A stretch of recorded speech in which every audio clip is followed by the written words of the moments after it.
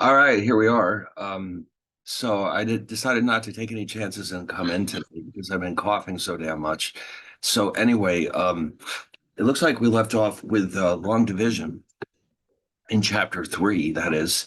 So probably what's going to happen today is we'll get as close as we can to finishing up chapter three.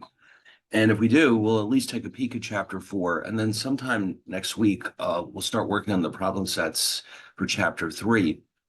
And and then when that's over, we'll be ready to start looking at the sample midterm. And then when that's done, um, we'll have to start thinking about picking a date for the actual midterm. So we'll discuss that next week. But right now, we just want to focus our attention on finishing up chapter three, and then we can at least start chapter four. And again, remember that the first midterm, that is, will be on just the first three chapters. Okay. So anyway, what we were doing here was we had reintroduce the concept of polynomials, which you're all very familiar with. Let's just review what this is all about. So this is the most general possible expression of a polynomial. And you can see it can have any number of terms. You notice how it starts with n to indicate this is an nth degree polynomial. And in practice, of course, most of the time we have cubic equations, we have quadratic equations, we have linear equations, but it can go much higher than that. Now, the only constraint we have here is that we want to watch out, though, that the exponents themselves are required to be a non-negative integer. Okay, so let's remind ourselves that n is a non-negative integer.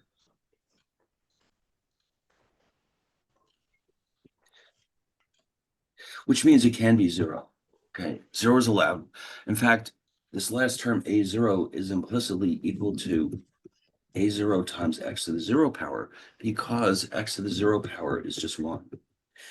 So we have all the exponents from n down to 0 in our polynomial. And then we know the three special cases, of course.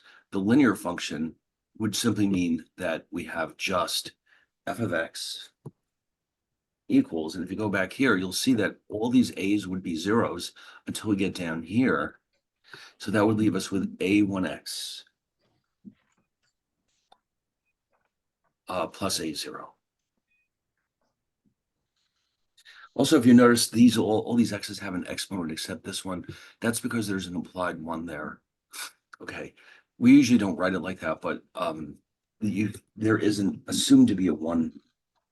In other words, we could write this in the following way. Then the quadratic function would just be this one.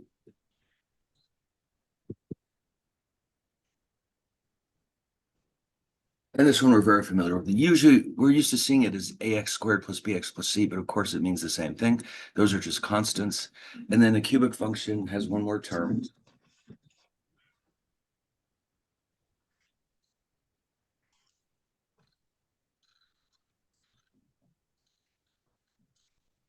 Okay, and then the rest of them follow in the same way.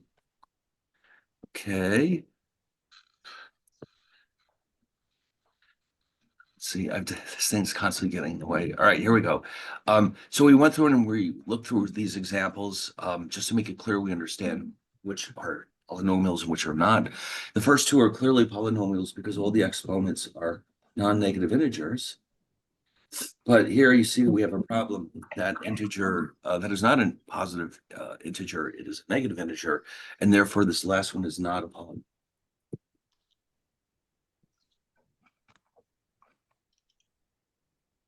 Okay, it falls into a separate category. And then here we introduce the concept of the degree. The degree is just a name for the highest exponent that we find in our function. So going back here for a second, we mentioned this here, a linear equation is actually just a polynomial degree 1. Quadratic function is a polynomial degree 2. And finally, a cubic function is just a polynomial degree 3. Okay, so the word degree simply refers to the highest exponent in the function. And then finally, we have the leading coefficient, which is simply the coefficient of the term with the highest exponent. So here that would be the 5, and here that would be the 9. And it's just that simple. And then this one would be -8. Now, this is where it gets interesting. Now, obviously, we can do algebraic operations on these polynomials. I would say that the trickiest one is probably the division. Adding them together, sure, of course, there's no problem there. You just add them term by term. For example, let's say you wanted to add, oh, I don't know, how about this? 3x squared plus 2x plus 7 plus 4x cubed plus 2x squared plus 2. To add those together, you're just basically gathering together all the like terms.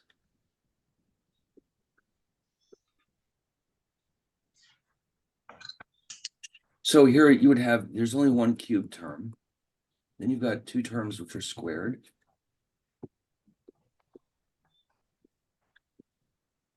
Then you've got some x's in here. Actually, it looks like we just have the one.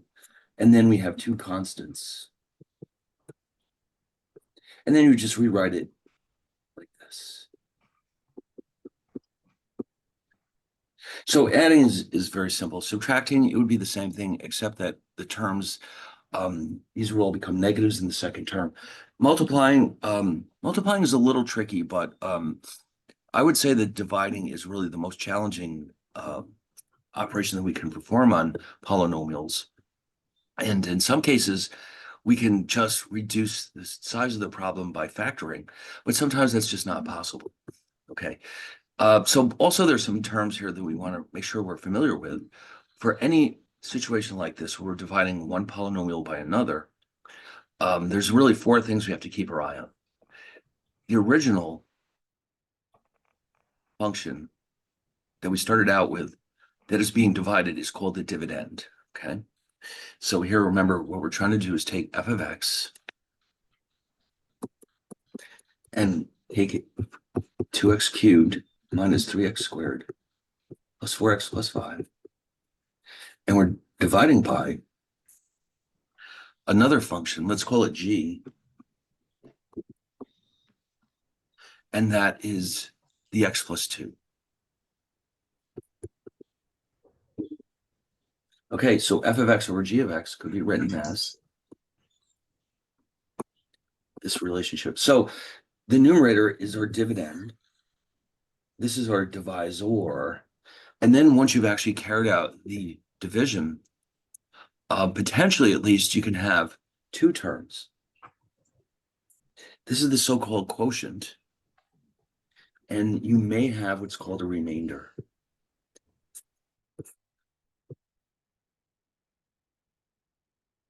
So if you remember from dividing from way, way back when you first started learning about how division works, you might remember that, for example, suppose you were trying to divide 18 by, let's say, 4. Well, that's going to give you 4 2/4 or 1/2. So this is your remainder, 1. Actually, no, I shouldn't say that. Hold on a second. We probably should write it like this first. It's actually 4 plus remainder 2, because when you divide 4 into 18, or 16 over 4 is 4. So that means we have a remainder of 2. So that means that 4 does not evenly divide into 18.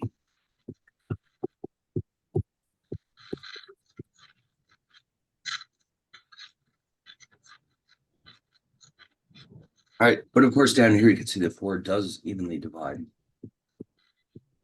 into 16. Because there's no remainder. Okay, no remainder. Well, all right then. Well, there's no reason then why we can't do the same thing with polynomials. So, for example, let's take a look at this one. Now, first things first, in order to divide like this, we have to make sure this, by the way, don't forget, this is the dividend. And this is the divisor. The degree of the divisor must be less than or equal to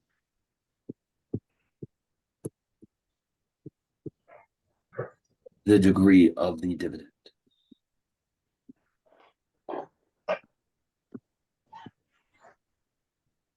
So there's what we're about to do wouldn't work if dx was instead x cubed plus 3, because then you'd have a third degree divisor, and that's not going to work. What we would have is a ratio that we would have to leave it the way it is. It would not be possible to do any division on it. Okay.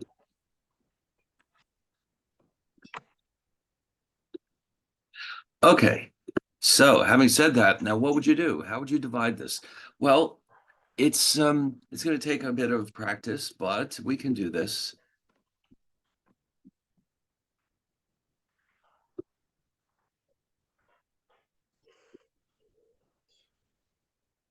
Hold on a second.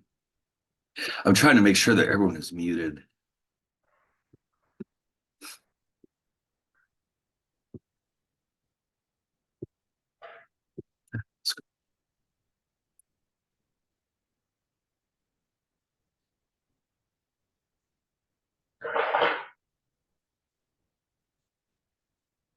Hmm, that one doesn't work. Hmm, that's strange.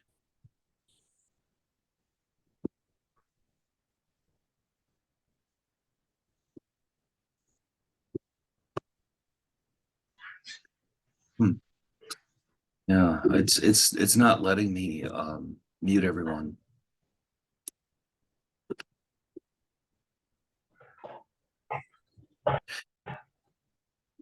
Yeah, it used to have this thing used to have a button where I could just go through and sort of just automatically mute everyone. It doesn't seem to have that anymore. I don't know what's going on, but all right, we'll leave it like this. Anyway, so here's what we're trying to do.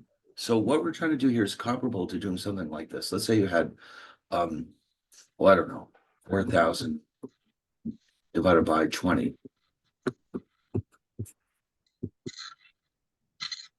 Um, well, actually, that's not a great example. Let me try something else. If you had, I don't know, third 16, 15 over 32.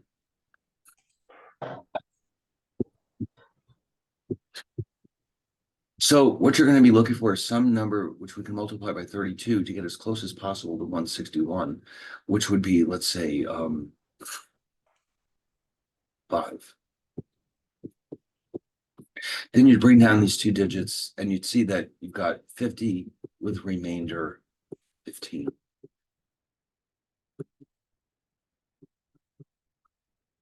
Okay, so what's going to happen here? Let's do copy this to another slide.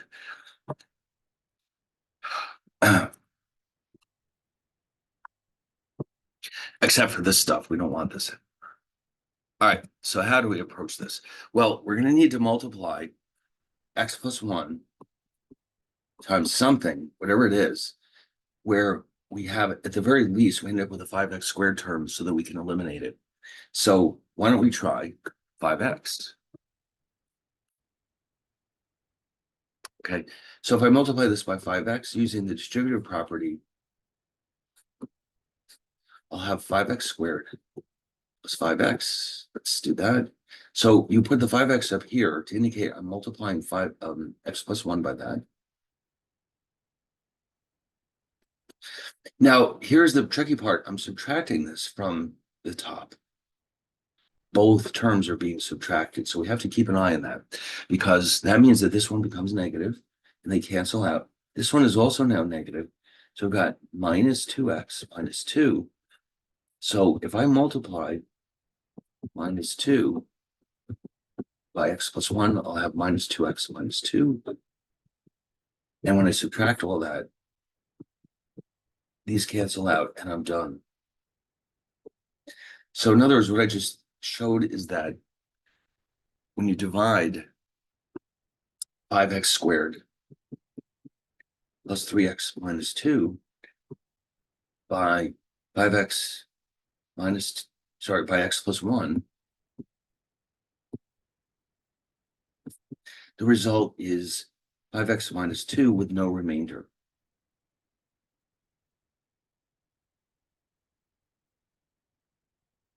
Also in turn means that, I'll move it up here, x plus 1 times 5x minus 2 equals this term, 5x squared plus 3x minus 2.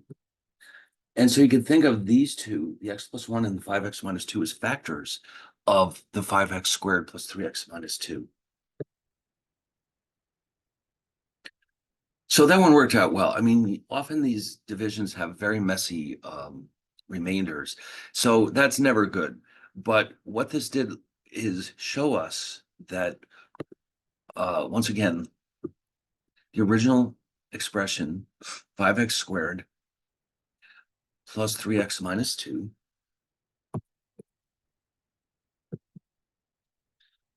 is the same thing as saying x plus 1 times 2x minus 2.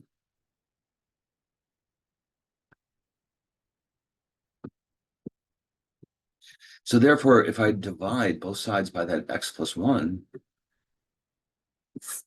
it has to give me 2x minus 2. Okay. Which is really no different than saying something like this. Let's say 32 divided by 8 equals 4, because 8 times 4 equals 32. Okay. All right. Anyway, so let's see. Do we have another example of this? And by the way, you can double check. If you're not sure, you could apply FOIL to these two terms, and you'd see that it does give us back this original expression. All right. So now here's another one. I don't think this one worked out so nicely. If I remember correctly, here's what we're doing. We're taking this dividend and dividing it by this denominator, divisor, sorry, divisor. So anyway, how would we carry this one out? Well, keep in mind what we need is to eliminate these terms one at a time. So whatever this x squared is being multiplied by, at the very least, I need a 4x cubed term. So let's try this. Let's try 4x, because I know this gives me 4x cubed plus 12x squared plus 8x. Okay, so I'll write the 4x up here. And then the product of that is 4x cubed plus 12x squared plus 8x. Now keep in mind, I'm subtracting here. So that means this becomes negative. We drop these out. This becomes negative. This becomes negative. So now I can multiply by -9, although I will probably end up with a remainder of some kind. This will give me minus 9x squared minus 27x minus 18. If I subtract all of that,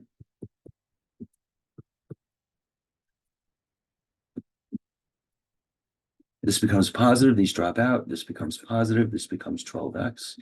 This is now positive. Now that's as far as I can go.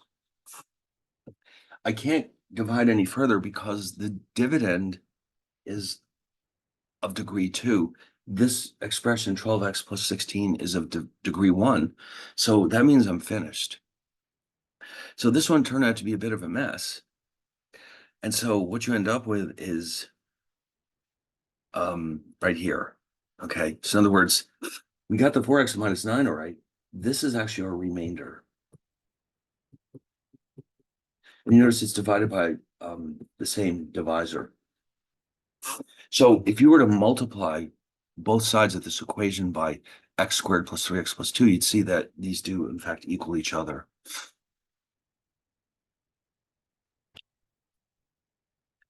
So it doesn't always work out very nicely. Now, here I've done it by hand, so you can see it a little better. These are the steps. The only tricky part is to make sure that you don't miss these negatives. Like here, you notice I've got subtracting these. These have to be flipped over to positive in order to get our final result. Okay. Now, with all that being said, what we're going to do here, the reason why this matters now is because we're going to introduce the concept of what are called rational functions. And you might recall the word rational means ratio. Okay.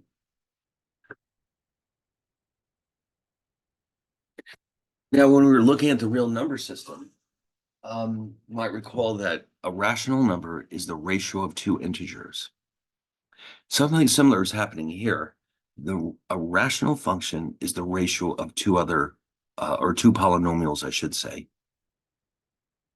Whatever they are, we'll call them P of X and Q of X. Okay, so as long as they're both polynomials, this ratio gives us what we will call a rational function. So I've come up with an interesting example from, I guess you would call this physics, where, and this might sound familiar, you may have run into problems like this before. A tank fills with water at the rate of 10 gallons per minute. Right, so we got this big tank of water, and we're filling it up at a rate of 10 gallons per minute.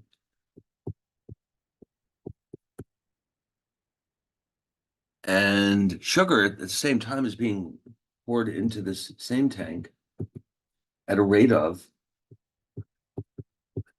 1 pound per minute.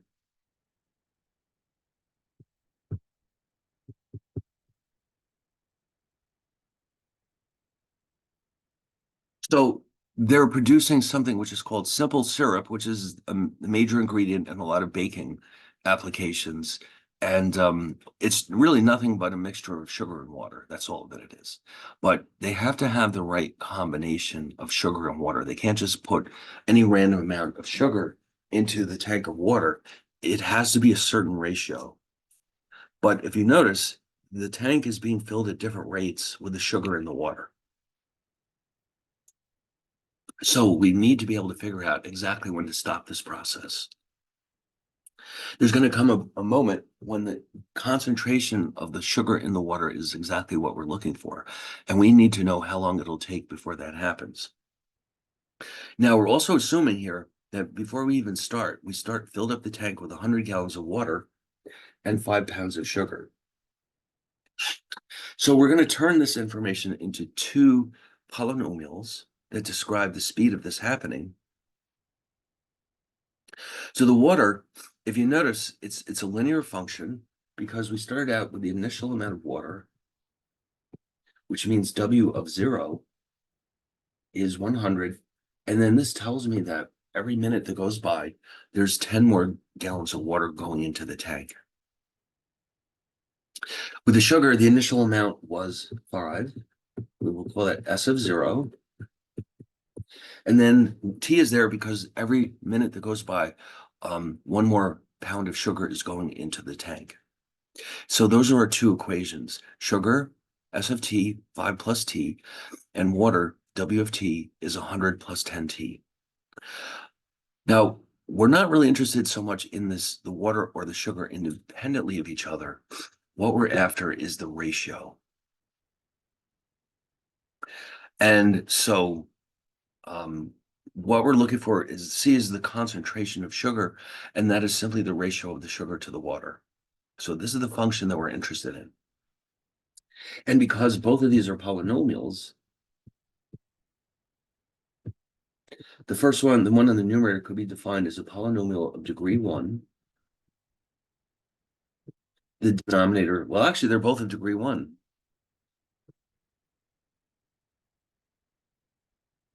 But that just proves that this is a rational function. And so what we're going to want to know is what's the concentration at any given point in time? Okay, we're with the understanding, by the way, that 0 means right now. Okay, 1 means 1 minute in the future. And then T, just any random T means T is T minutes in the future. Okay, so after 12 minutes have gone by, what is the concentration of sugar in this water?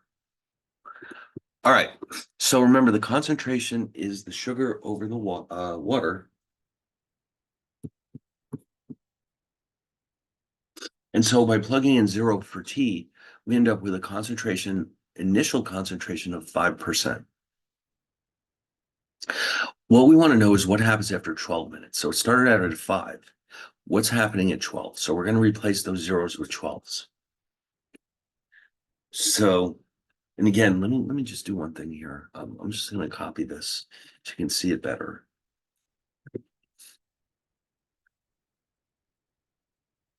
So literally all we're doing is replacing all the T's with 12s. And you can see that we initially had 5%. Now after 12 minutes, it's up to 7.7%. Okay. Now, if let's say that we had some specific target, we're not going to do this right now, but if we had some specific target, let's say, for example, we needed to stop adding sugar when we reached 10%, we could use this formula to figure out the exact time in which that would happen. We can rearrange this algebraically and solve for the time at which the concentration reaches 0.10. But here, all we wanted to do is really illustrate the idea of a rational function. So that's all we need for now. Now, one thing we haven't considered yet for polynomials is the domain and the range. Okay. Basically, nothing has really changed here. The domain means all values of x, the independent variable that is. And by the way, I just want to mention here that in this case, the t is the independent variable. It takes the role of the x that we usually see in these equations.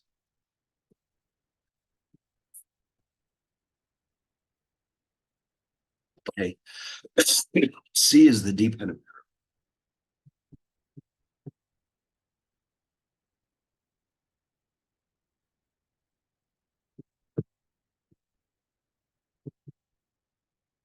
So that means that we can't allow division by 0. Now, if you look at this function very carefully, the denominator is 100 plus 10t.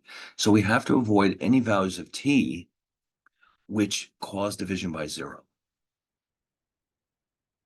Now, if you notice, if I replace this t with -10,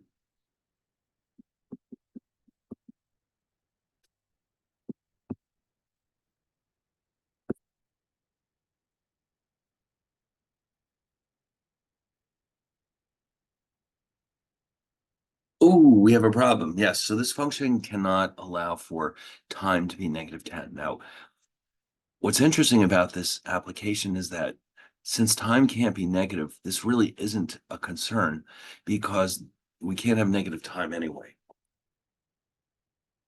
And by the way, just for the fun of it, why don't we go to Symbol Lab and see what this thing looks like?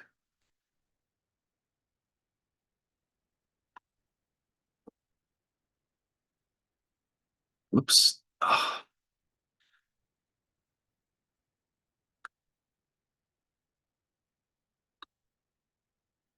So we're going to have, now I don't think Symbol Lab cares what we call these variables, so I'll just see what I can do here. I'll put C of t equals 5 plus t, and then that will be divided by 100 plus 10t.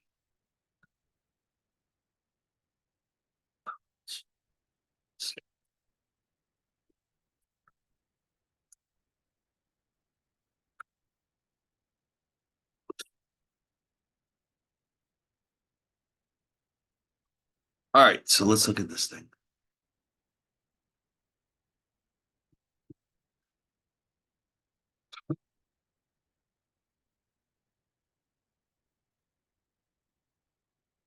See, now I'm not so sure. What are they doing here?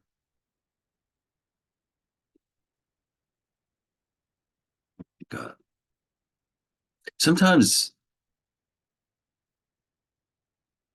what the hell is that green line?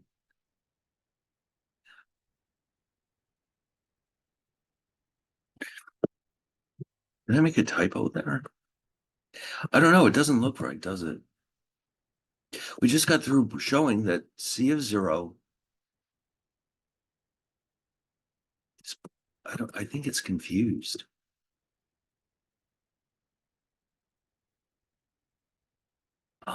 That's very bizarre. But I mean, it's got the asymptote right. No, it doesn't. Look at that. Oh, yes, it does. Yes, -10. But this is really strange. It's trying to claim that all of these are zero negatives, unless it's just zoomed in too close. Well, I'll tell you what. Yeah, that's very strange. I find that sometimes the symbol app doesn't always work out that well. Let me try Desmos.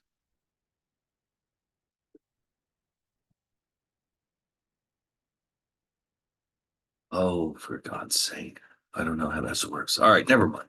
All right, but we do know that we can't have a -10, but because um, time can't be negative, that's not really a problem. For all practical purposes, in this case, the domain, because time is the independent variable, we can make the case that the domain is simply 0 up to infinity, including the 0. We can have 0. In fact, we just proved that C of 0 is 0.05. And so then it increases steadily.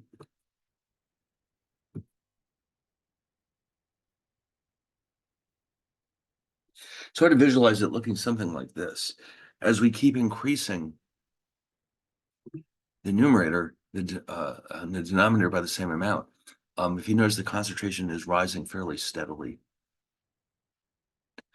All right, well, anyway, so in this case, because it is a practical application, it's not just some abstract function.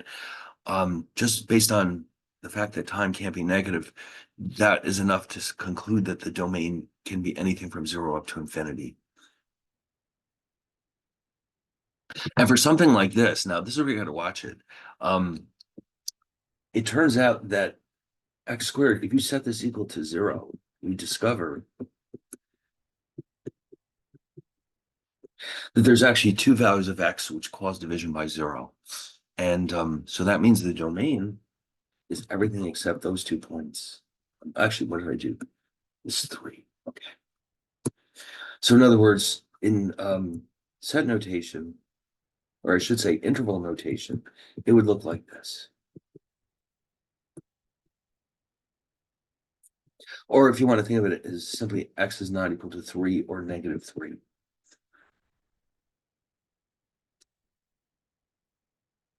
Okay, so in other words, basically, again, what you're looking for is avoid any x's that lead to division by 0 or an imaginary number. Anything else goes as far as the domain is concerned. Okay, now we're going to wrap this up with our discussion about inverses. Now, we've done inverses before, okay, but now we're focusing our attention more on what are called radical functions. And a radical function is simply a function that has a root in it, okay? So for all practical purposes, any function that has a root in it, the square root, the cube root, whatever, would be defined as a radical function. So like now the basic steps you recall, you take your function, you do two things. Number one, reverse the x's and y's.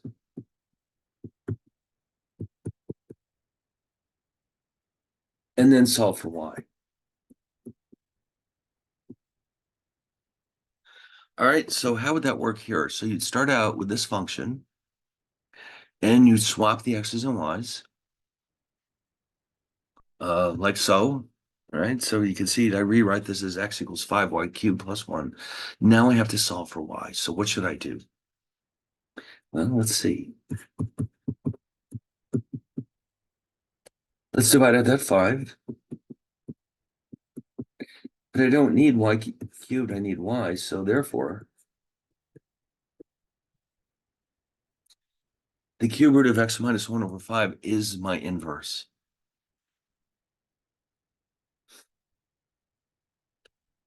That's all you have to do. Okay.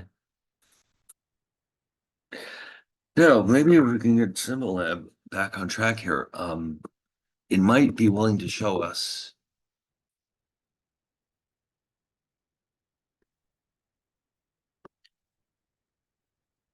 What is this? Y equals 5x cubed plus 1. Hmm.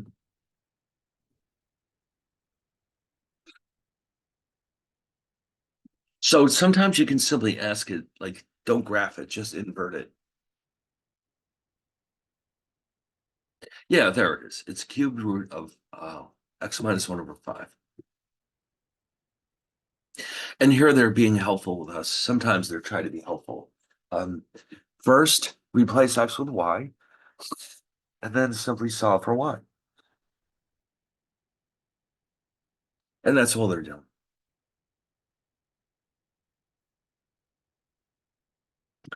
Okay. Yeah, I noticed that sometimes they're very helpful and sometimes they're not. I don't know what the problem is, why they're not always helpful. So how about oh, and don't forget, there's a way. Remember, we learned how to prove this. Why don't we get some practice with this? So we just got through saying that y, let's call this f of x. It's 5x cubed plus 1.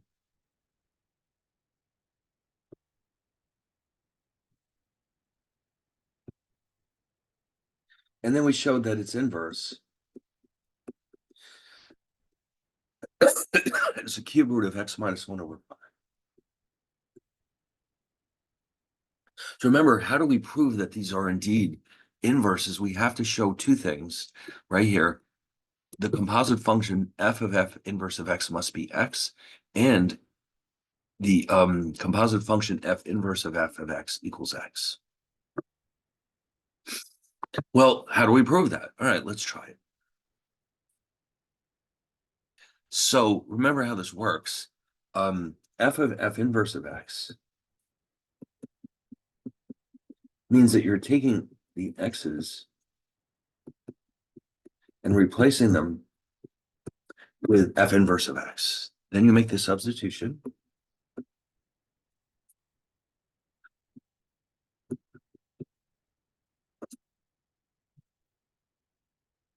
So you notice what we're doing here. The ratio x minus 1 over 5, we're taking the cube root and then we're raising it to the third power. So what that means is we end up very simply with that ratio. Okay, notice the cube and the cube root offset each other. And now we multiply this out. The fives cancel out. And we're just left with x. So this first one meet is true rather. What about the second one? Okay, so let me just copy these again.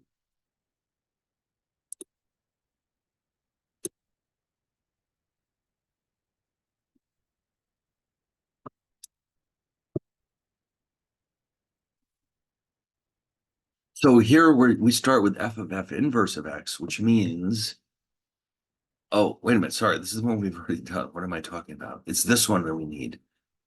Um, uh, Hold on.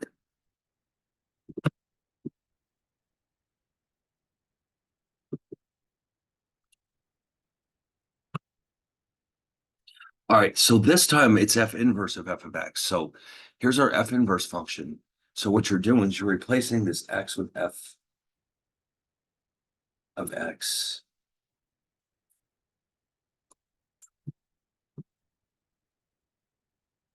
So you have the cube root of not x minus 1, but f of x minus 1. It means you've got the cube root of 5x cubed plus 1 minus 1 over 5,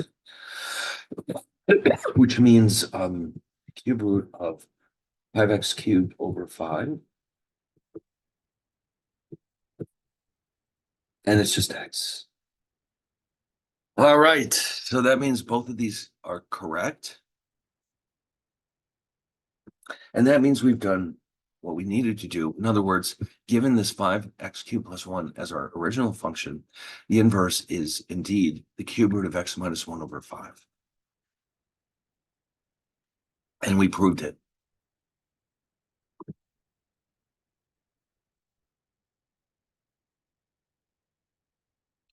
All right. Now, there's one last topic here, radical functions. And basically, like I was saying, a radical function simply means that there is a root of some kind involved. And this is an example of that.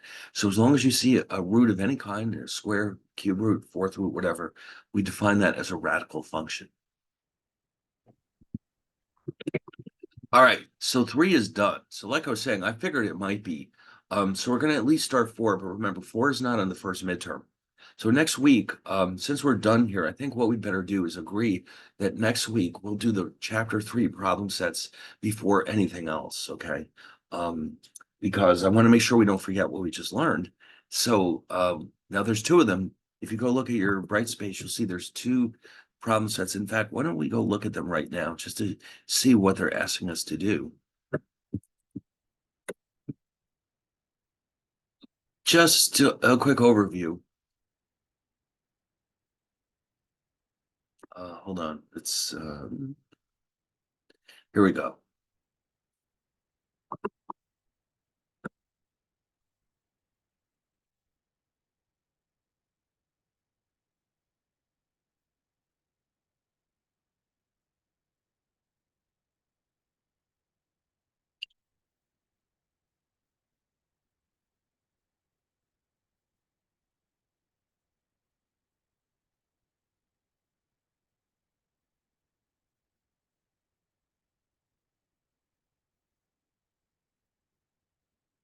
All right. I don't know what's going on with this thing. Lately, it's been giving me a lot of trouble. Here we go. Finally showed up. All right. So in chapter five,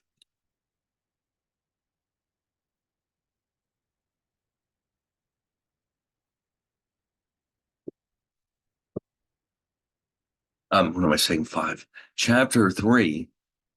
Sorry, chapter three, which we just finished. Let's take a quick peek at these two problem sets. So this one has a bunch of discussion about imaginary numbers. Okay, well, that seems to be the whole thing. All right. And then number two, we'll cover, I guess, a little bit of everything else. Yeah, the vertex form, well, this discussion about the properties of parabolas, domains and ranges, quotients, and inverses. Okay, that looks good. And then when that's done, what we're going to need to do is look at the sample midterm. Now, the sample midterm covers everything we did in the first three chapters. So if you look down here, it's actually way at the bottom.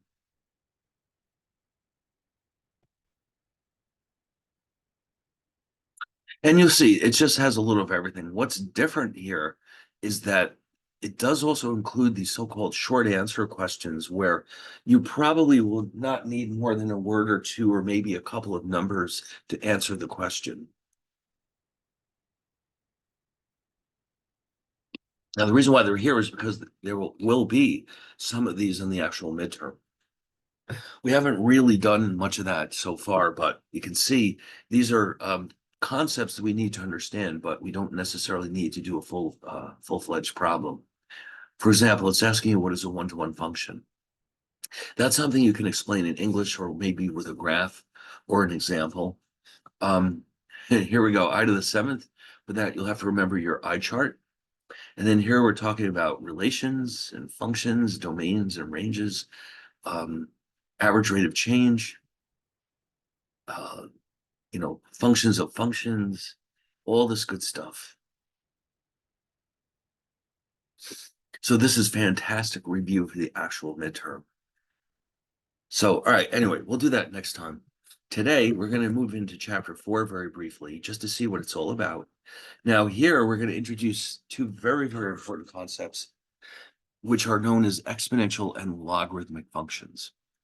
Now, I know that somewhere in your travels, you have been exposed to logs. Possibly not exponential functions, but I have a feeling you did see them at least in high school biology. Um, what is an exponential function? Well, if you look at it carefully, you'll notice for the first time, x is actually the exponent. That's something we've not done this before. That's for sure. All the other cases we've seen, x was raised to some power or other. Now suddenly x itself is the exponent. Now, the a and the b are any two real numbers, except for 0, of course. So a is defined as the initial value of this function. Basically, think of that as where it crosses the vertical axis rather. And then b is the so-called growth rate of this function. Or actually, technically, it's defined, b is the base.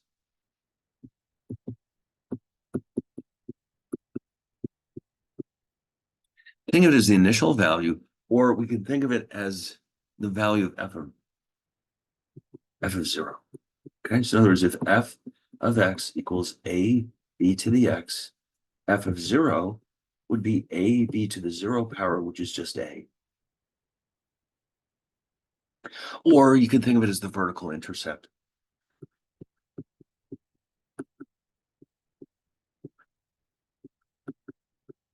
Okay, b though is defined as the base, but it turns out that this can also be interpreted as 1 plus the growth rate of x.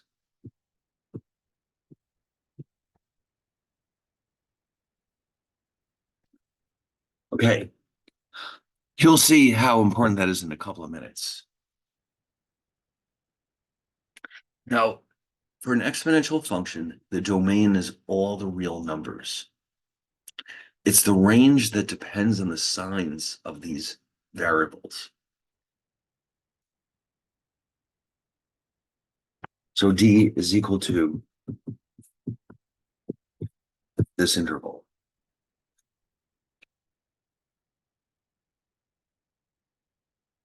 The range depends on the sign of a. Okay. Now, by the way, what I'd like to do is show you some examples on Symbol Lab. Let us try, oh, for God's sake, 3 times 2 to the x power.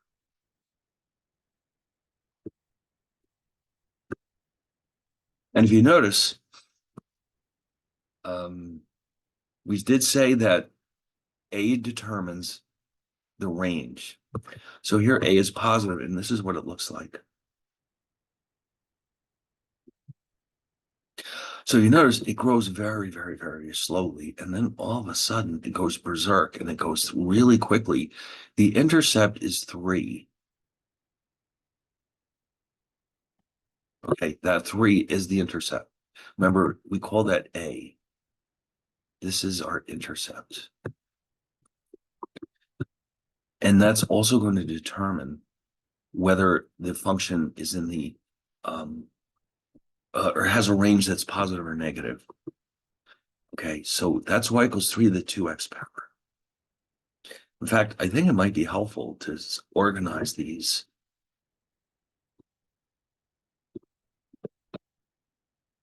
Hold on 1 second.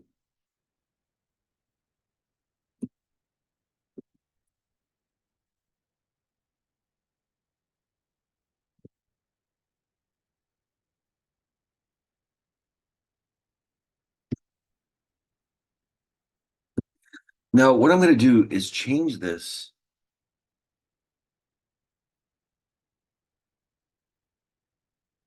to -3 times 2 to the x.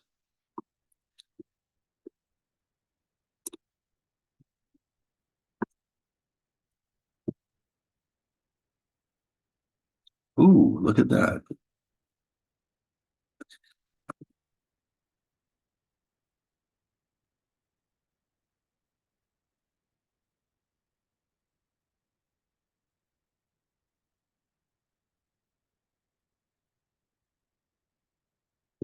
So you can see that, in fact, although I've not drawn them particularly well, they're actually mirror images of each other, except the mirror is the horizontal axis.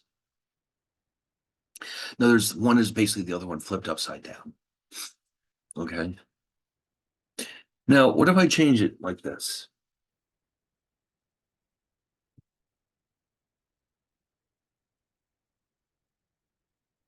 Let's make the base negative. Let's see what happens now.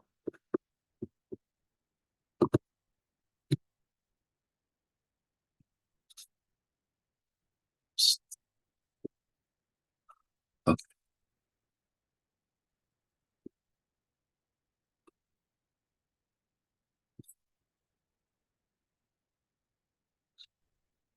wait, what the hell happened?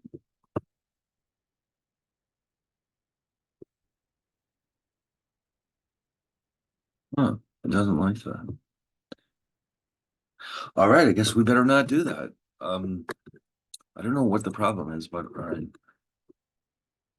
For now, it's enough to note that the A does in fact determine the range. So you can see what's going to happen here. Um, for this one, the domain is all the real numbers. The range is basically everything from zero up to infinity, but not including the zero. In this case, the horizontal axis is an asymptote of the function. Okay. And then over here, we have something similar, except this time it's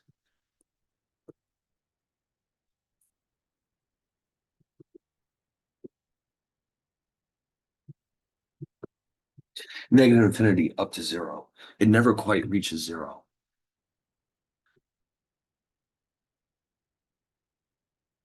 Actually, let's go back and revisit this for a second. It usually gives us this information anyway, if you look for it. Yeah, it's saying that what they're doing is expressing it as f of x is strictly positive, but it means the same thing. And they're also making it clear that the horizontal axis is the asymptote. Okay, in other words, what they're telling us is that no matter how far we go, in fact, I can tell because they put these dashed lines for asymptotes. In other words, they don't want you to think that the function ever touches zero. It doesn't. It gets close, but it never quite reaches it. And then for the other one,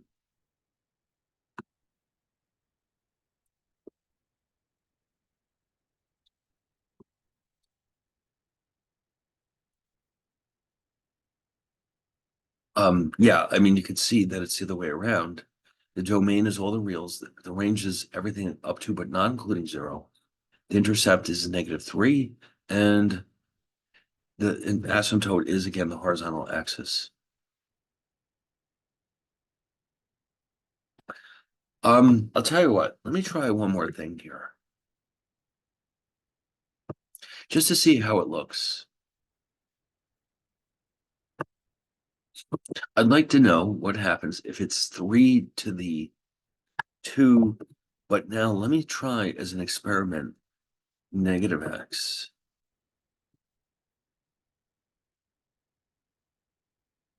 Ooh, now that's interesting.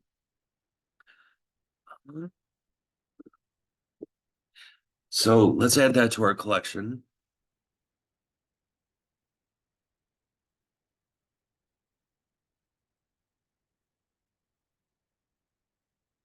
So it's falling very quickly, and then it falls off.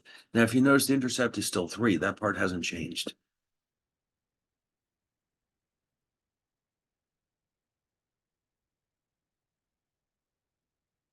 And of course, as always, I mean, I shouldn't say as always, the horizontal axis is an asymptote.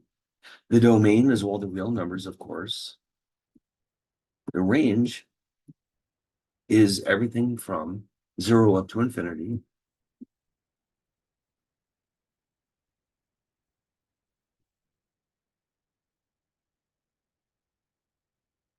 And now there's only one more case. Let's try -3, 2 to the minus x.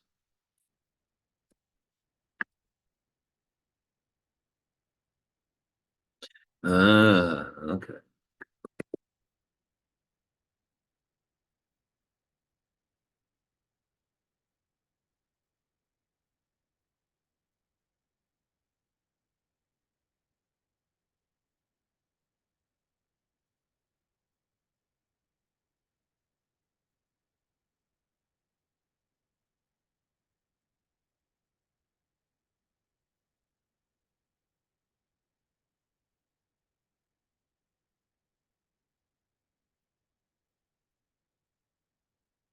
So, you could see for yourselves, the domain is still all the real numbers. The range is everything up to, but not including zero, from negative infinity up.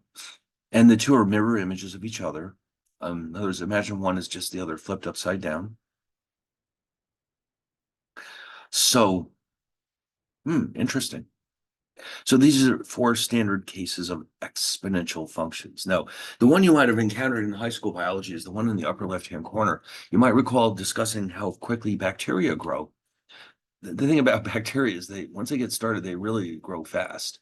And so if you were to, have a bacteria colony, let's say, the growth would look like what you're seeing in the upper left-hand corner.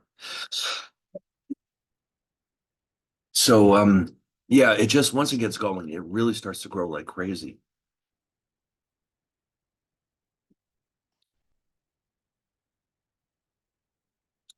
Also, for certain types of other real world applications behave like these functions. Uh, like, for example, the half-life of a radioactive isotope behaves like this one right here in the upper left-hand corner. It falls off very quickly and then it slows down. So there's all kinds of real world applications of these types of functions.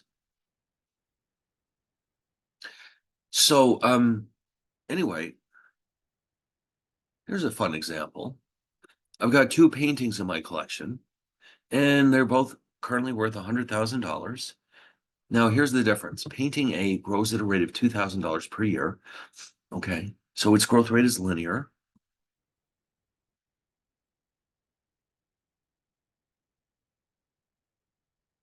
You can think of this as A of t. The value of A at time t is 100,000, plus it has a slope of 2,000.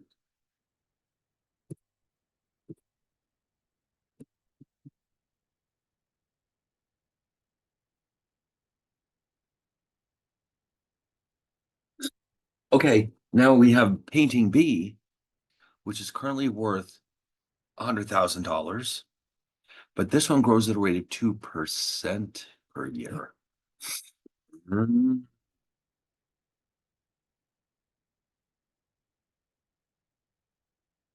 So that means the growth rate will accelerate over time. I may have exaggerated it here, but it's not going to grow by the same dollar amount every year, just the same percentage. So A could be described as 100,000 plus 2,000 times t, but B is an exponential function. Now look at B.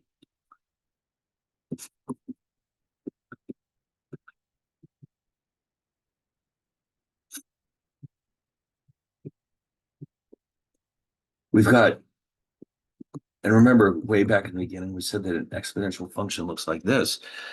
This is the initial value. Now remember too, I did say that B is 1 plus the growth rate. So that means here we have 1.02 implies a 2% growth rate.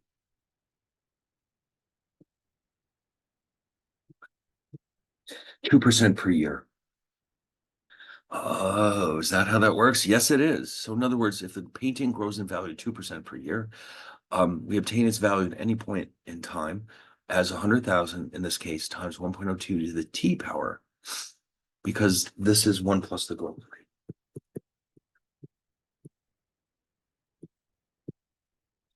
So you can imagine what's going to happen. Here's A, and B is going to end up being something like this. And so that means that at any time in the future, the value B will be greater than A. Now, again, I may have exaggerated that curvature there, but that's basically what you're going to see.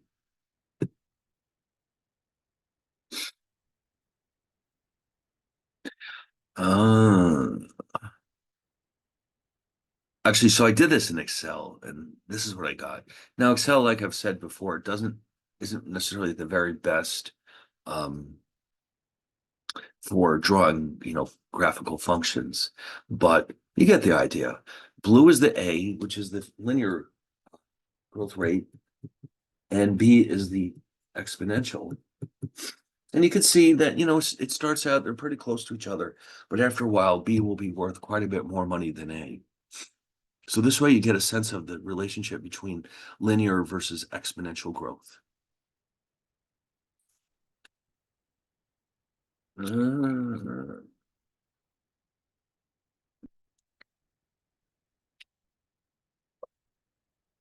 Now, for some applications, what we're really interested in is the growth rate. So we can actually take an exponential function and solve for its growth rate. So here's an example from nature. Okay, where did this come from? Um, Suppose that in 2006, we have 80 deer released into a wildlife refuge. Okay, so a bunch of land was set aside for the deer to run around. And 6 years later, their numbers have exploded to 180. Okay, so we're assuming exponential growth. The question is, how much is the population growing every year? Okay. Now, if this was a linear relationship, we would remember we used way back that idea of average rate of change. Then we could use that approach. But here we're assuming that the growth rate of a population of deer is exponential. So we have to approach this a little differently. Now, we're going to use slightly different notation here. And we'll typically do something like this. First of all, we want, oh, wait a minute, sorry. Just realized. When we have a problem like this where time is involved, we often replace the X with T. But here, we're going to take it one step further. Since we're interested in the number of deer, we're going to replace this with N of T. It's not that crazy. N of T means the number at time T. Okay. Now, here's where it gets interesting. 2006 is the initial year, and 2006 time is considered to be 0, which implies that in 2012, the time is considered to be 6. Now, keep in mind, with these functions, it's not the year that's going into the equation, it's the number of years since the initial time. So, in other words, when we solve for this, we're not going to use 2006 and 2012 for our times. We're going to use t equals 0 and t equals 6 to indicate the starting year is 2006 and 2012 is 6 years later. Otherwise, we're going to get distorted results. And now we already know that the number of deer in 2006 is 80. That implies that N of 0 is 80. We also know that 6 years later, it was 180.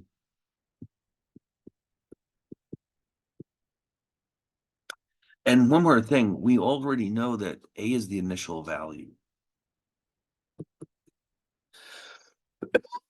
So that means our function can actually be rewritten as,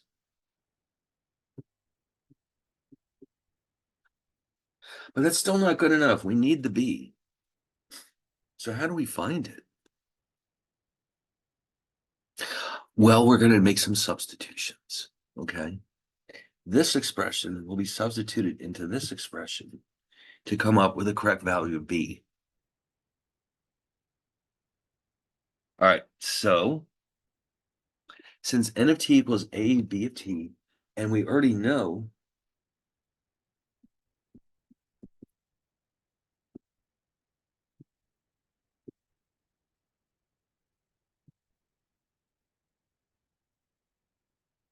that means first we can replace this with 80. And now I can write this as N of 6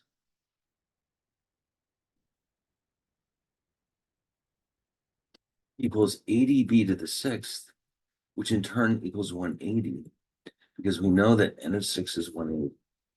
And that's what you're seeing here. So now all you have to do is solve for B. So you divide both sides by 80. So you have 225 equals B to the 6th power. How do you solve for that? Oh, good question.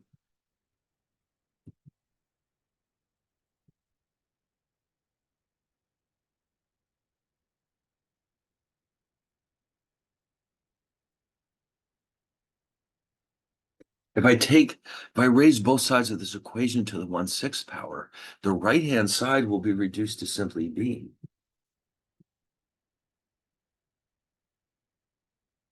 Now all you have to do is soften that on your calculator. So if you're using your iPhone,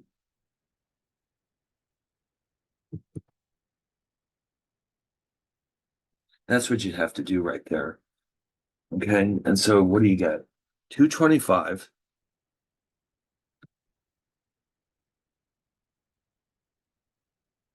is raised to the 1/6 power. Don't forget the parentheses. And this is approximately 1.1447 is B. Now, remember what I said before. B is 1 plus the growth rate.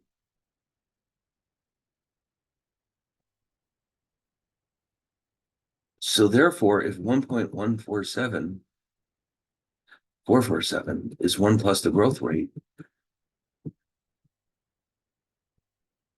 subtracting 1 from both sides means 0.1447 is the growth rate, which means the same thing as 14.47%. In other words, the deer population, I should say, is growing at a rate of 14.47%. That's pretty fast. Okay. Um, you notice their population more than doubled in just 6 years. So that's a lot of growth. Maybe not bacteria fast, but that's pretty fast.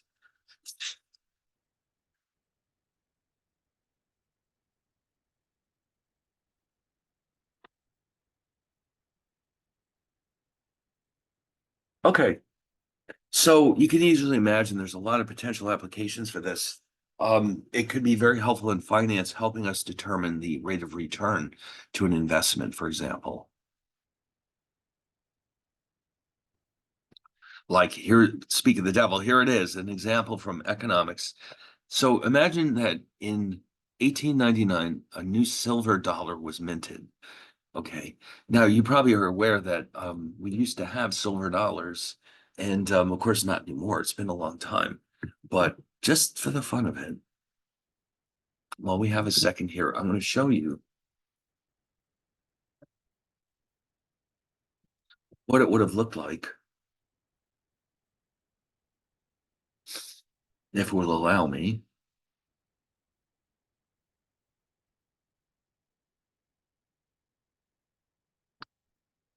Uh,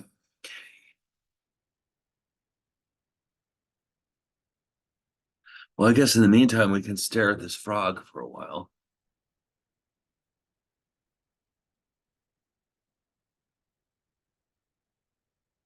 Yeah, I think that whenever I'm on Zoom, that really makes the internet even slower than usual. Oh, no, here we go. It's a very pretty coin, as you can see. 18, that's Miss Liberty. Yes, that's her. And then in the back, we have the American Eagle. This is a dollar. Now, in today's terms, that would be worth quite a bit of money. And if you notice, as a collector, you can buy this for 22.50. Okay. So, but let's just say, in my example, let's just say the price went up to 37.42. By the way, all American money, once it's been minted like this, it's still legal tender. You could, in principle, bring this into a bank and ask them to give you 4 quarters for it. You'd have to be out of your mind, but it's legal to require people to pay accept this for a dollar. But of course, it's worth so much more than a dollar. The silver content alone is probably worth several dollars. So instead, now the market price comes from collectors. So imagine your great grandparents bought one of these and set it aside, and it's still in the drawer somewhere, and now it's worth 37.42. What would you say is the annual growth rate and the value of that coin from 1899 to 2019? Now we're going to assume again exponential growth. So what that means then is that, um, by the way, here we're going to use the letter V just for the fun of it.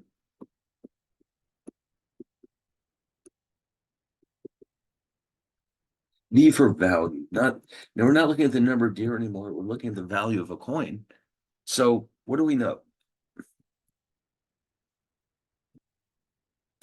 If 1899 is year zero, 2019 would be year 120. The coin was originally worth $1. And that's our A. Oh, sorry, it's not N, it's V. All right, so that means that this function could be rewritten as simply B to the T power. And then we know that V of 120 is 3742. And now we can figure out the growth rate as follows, okay? So here's the initial function.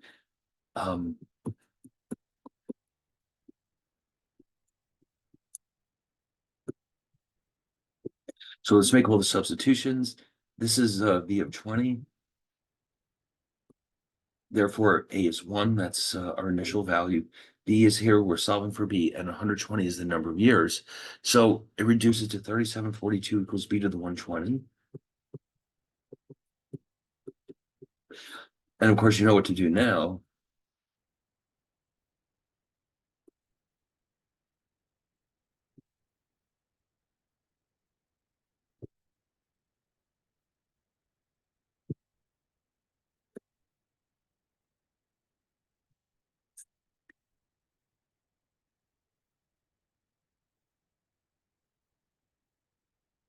Okay, let's see what this turns out to be.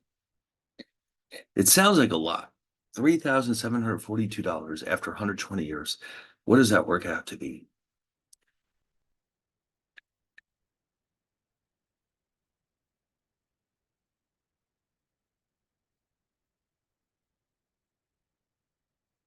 Well, it's 1.07, let's say 10. I'm rounding it. That's our B, which is 1 plus the growth rate, which means the growth rate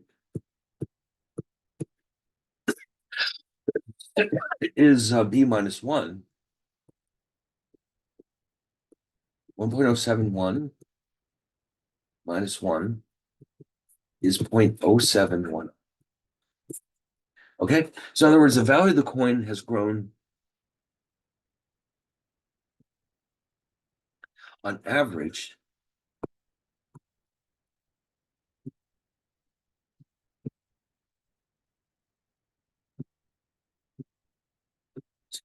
of 7.1% per year over that period. Now, by the way, 7% doesn't sound like a lot, but at that rate, you're basically doubling the value roughly every 10 years or so. Okay, so that is a fairly rapid growth rate. If you could get that rate of return from an investment, that would guarantee that you'd have a very happy retirement. Let's put it that way.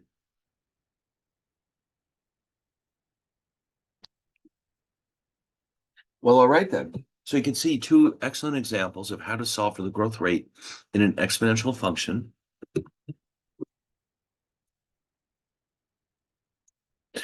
Now, here's an interesting application. This is something we've done before with straight lines. What if I gave you 2 points?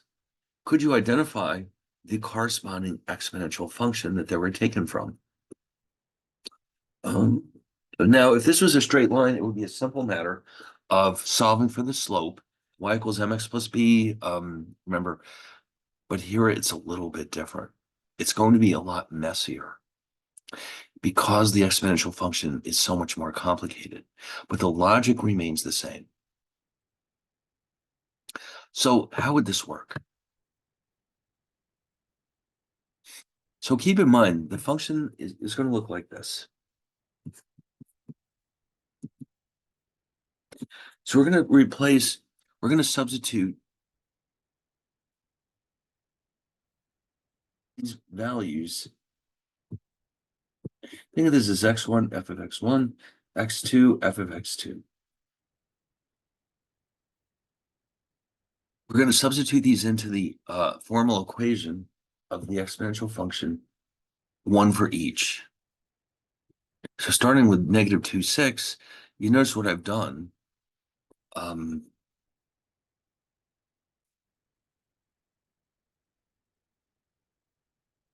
that gives me 6 equals ab to the minus 2 power. Now, that by itself isn't going to help us because we have two variables to solve for and only one equation. That's why we need the second. Okay. So let's do the same thing with the second point, which is 2 comma 1. Okay. So remember, this is our x.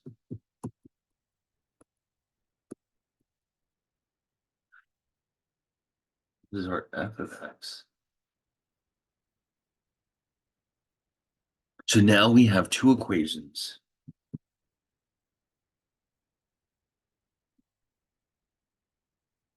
and two unknowns. We had in the last slide 6 equals ab to the minus 2. And here we have 1 equals ab squared. Okay, so what we can do is use our cleverness to algebraically manipulate these and solve for both. So why don't we try this? Now, there's many different ways we could go about this, but why don't we try this?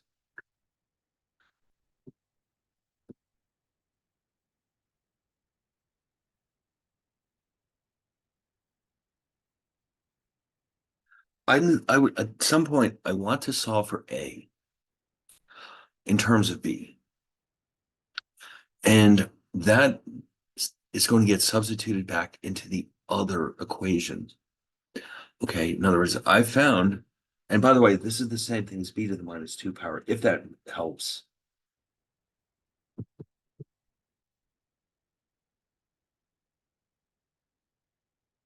And I'll plug that back here. The reason why I'm doing that is because now in this first equation, all the a's will be gone. It'll be just constants and b. So let's try that. So remember, this is our equation. This is the first equation. And then we discovered that a equals b to the minus 2.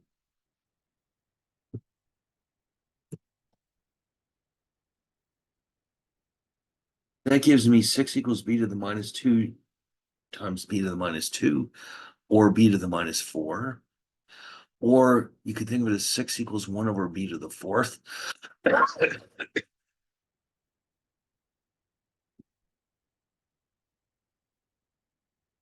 So I'm going to multiply both sides, then divide out that 6. And then I'm going to take the fourth root of both sides. So that means that b is the fourth root of 1/6. Or, and also don't forget, this could also be written like this. Now, just to make it a little simpler, what I've done is I went to the calculator and determined that that is approximately equal to 0.6389.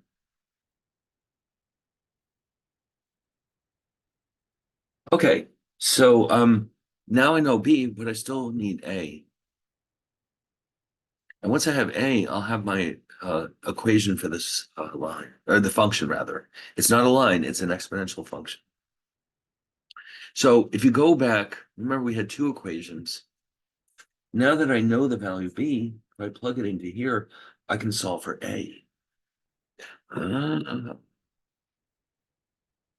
So this is what we found in the previous section. Now, by the way, if you'd rather leave it in its original form, you can certainly feel free. Um, Here I did it with a constant. What would have happened differently?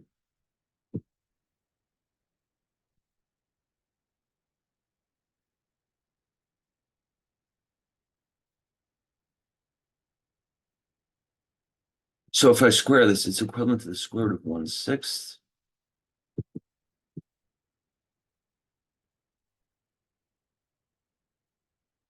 And let's see, that's approximately, I'm going to take out the old calculator here and double check this for a second.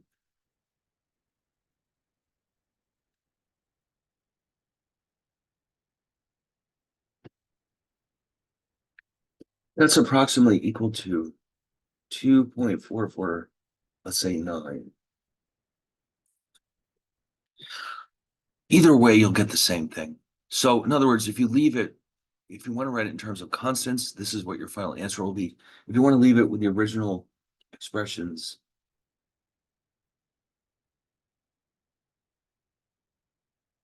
that's our A. B, if you recall, is actually the fourth root of 1/6.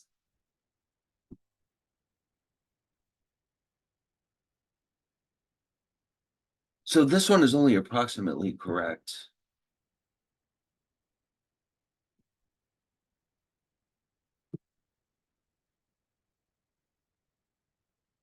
This is the exact function. Okay, so that is the implied exponential function that those 2 points were taken from. And since A is positive, it's going to look something like this. Okay. Now you can see that's a little bit more challenging than finding the equation of a straight line. I think you'll agree with that statement 100%. Okay. This is what it, oh, wait a minute. Oh, my fault. I'm sorry. You know what I just realized? The reason why it's falling, I didn't mention this earlier, is because B is less than 1. Okay.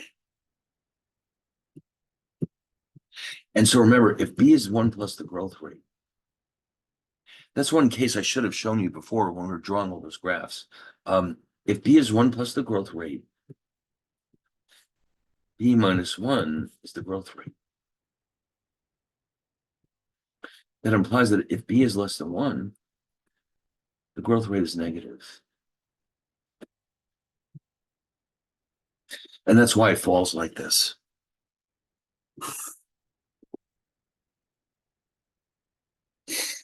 Okay, now what's coming up next is a very interesting application of this, and it involves interest, which is something that everybody's somewhat familiar with. So it turns out that for certain types of investments, the balance in our account can grow at an exponential rate. And so that's why it's awfully useful to us to understand how this works. So, but this is a very complicated topic, and I don't want to just sort of dive into it right now. What I'd rather do is save this until we're done with the chapter 3 problem sets and the sample midterm. Okay, in other words, we can come back to this later on and then pick it up again. So I'm going to make a note that we stopped with compound interest. And that next time we're going to agree among ourselves that we're going to do the chapter 3 problem sets, which there are 2. And when that's done, we're going to do the sample midterm. And when that's done, we're going to pick a date for the actual test. So that probably won't be, it won't be next week, that's for sure. Probably the week after, late in the following week, I'm thinking. So finally we can get this out of our hair and carry on with the new stuff. All right, so I think this is a perfect logical stopping point. So we'll stop here. And then next time it'll be Monday. So I'll see you then, hopefully in person, unless I get worse again, which I don't think so. But I'll be very careful. And so unless you hear from me, we'll be meeting in class again next Monday. Okay. So thank you for showing up today under these unusual circumstances, and I'll see you all next time. Thank you. Thank you. Later. You're welcome. Bye. Yeah. Have a great Feel, day. feel Bye. better. Thanks. Yeah, Professor Anderson. I just Hi. have a quick question. Sure. Yeah, yeah, I probably asked you the same question last week, but apart from like the practice problems, is there any other tips you would give me on how to study, like how to prepare for that midterm? Uh, well, you've got the slides, you've got the problem sets. I guess it's possible that some of this stuff would show up in a place like Khan Academy. I don't know if you've ever heard of them. Um, they've got this I've used that amazing. platform before. Yeah. Oh, you have. Um, Maybe YouTube has others that you could do. Um, it's also possible that if you go into the book, they have a bunch of questions at the end of each chapter, and some of the answers are in the back. Usually with a textbook like that, it's either the evens or the odds that are in the back. If you want to practice with some of those, I could get you the answers if Um, they're not already there. yeah, you know what? Yeah, I'll email you if anything. Okay. All right. All right. Well, thank you again. Okay. See you Hope next you, time. yeah, have a good day and feel better. Okay, thanks. All right, bye. Bye.